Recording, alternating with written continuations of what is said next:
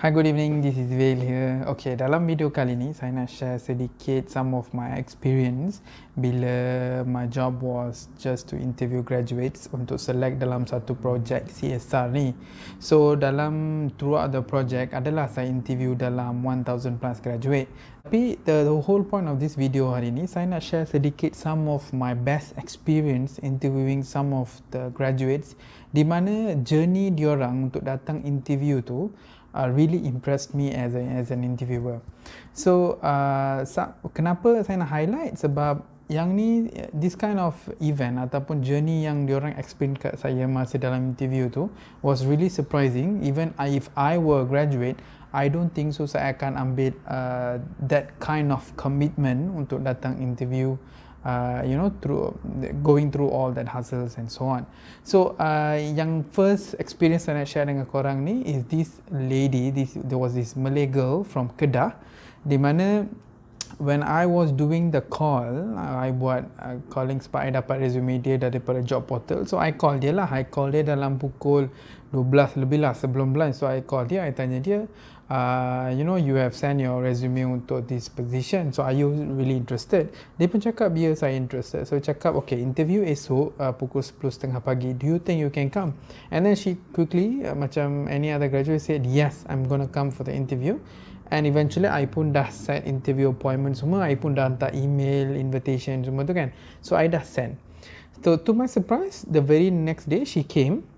And then dia datang bawa bag kecil, bag orang yang balik kampung tu, bag kecil yang bag kain tu. So she brought a small bag. Then masa I nak interview dia tu, then usually interview tu kita akan buat dalam satu meeting room yang kecil lah, glass door, and then 2 sofa, and then satu meja kecil. So bila dia tanya I, boleh tak bawa bag tu, I cakap okay, you can just put that aside, no issues. I pun cakap no issues. So I tanya dia, then bila I tanya dia lah basic question, tell me about yourself, what's your current status, you kerja ke atau baru habis belajar, things like that, basic questions.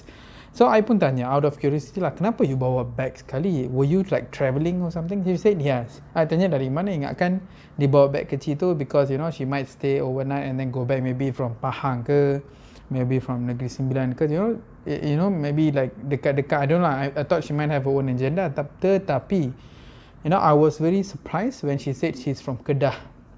So I tanya, betul ke you dari Kedah? Just because I called you yesterday and you are here today from Kedah. She said yes. So I tanya dia, macam mana you can reach out, you can boleh sampai dari Kedah semalam pukul 12.30 and then sampai 10.30 pagi hari ni, how do you travel? Like, do you drive or you take flight? She said no. She said she took the bus. So I was being curious, by interview bukan setiap hari kita dapat jumpa graduate di mana have this kind of interesting commitment ataupun punctuality, di mana I call one day before, the next day she's around for the interview.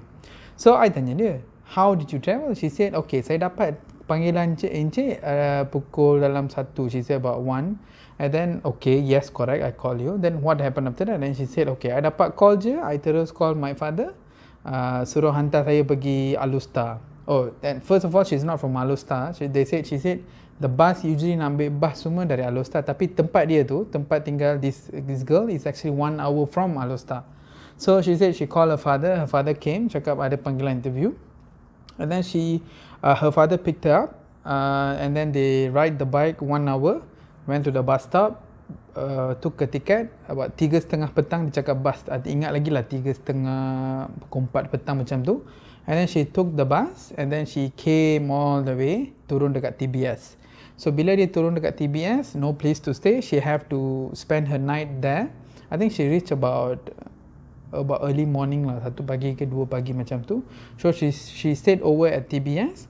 And then she said she got prepared in the washroom and everything, and then she took the train about 7 o'clock in the morning, because from TBS to my place is about 3-4 station jugalah. Okay, so she came for my interview slot. Was the first interview slot. It's about 9 o'clock in the morning. My interviews always start at 8:30 and then until afternoon 4:30.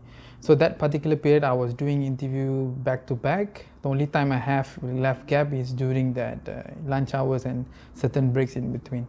So her slot was the first. She was there, and I was not her resume was her job skill did not really impress me as much as how, you know, the journey, the trouble she have taken, you know, journey yang dia ambil just to come for this interview.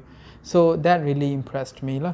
So imagine a girl from Kedah. I called her one day before. She took bus. She stayed overnight at TBS, and she came for the interview right on time. In fact, earlier than me on that particular day. She completed her interview, and then she left. So saya pun tanya lah, macam mana you akan balik lepas ni kan, how you gonna go back. So she said, okay, lepas interview dengan cik ni, I pergi makan lunch dulu.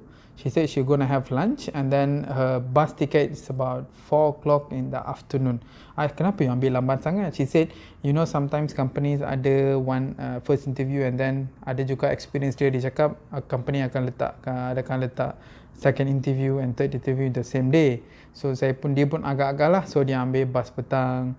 So okay, so this is what really impressed me a lot. Okay, she was a graduate, and I don't know where she learned this kind of, you know, mungkin her parents brought her up in such a way, you know, appreciate all the opportunity that you get.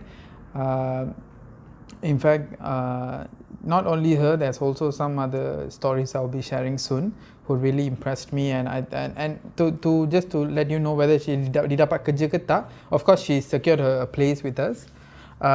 And then after that, she was fortunate enough sebab dia dah land base here dekat KL. Quickly, when she was in the program, she applied as much as job outside, and eventually she's with one of the good company nowadays. Itulah salah satu cerita saya nak explain kat sini.